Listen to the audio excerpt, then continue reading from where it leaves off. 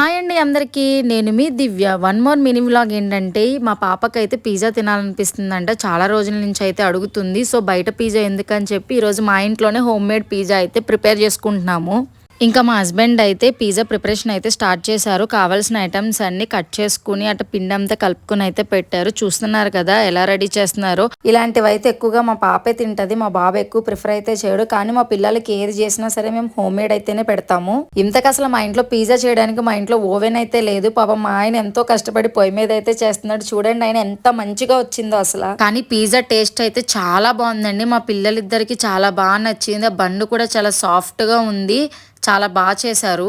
అసలు ఎక్స్పెక్ట్ చేయాల ఇంత బాగా వస్తుందని. ఎందుకంటే మా ఇంట్లో ఓవెన్ లేదు కదా, జస్ట్ పొయ్యి మీద అయితే అట్లా చేశాడు. బట్ కానీ సూపర్ వచ్చింది. చాలా అంటే చాలా బాగుంది. ఫైనలీ నా కూతురు అయితే చాలా హ్యాపీ ఫీల్ అయింది. ఎందుకంటే వాళ్ళ డాడీ ఓన్ గా ప్రిపేర్ చేసి ఇచ్చారు కదా. మళ్ళీ నెక్స్ట్ వీడియోలో కలుద్దాం. Until then bye.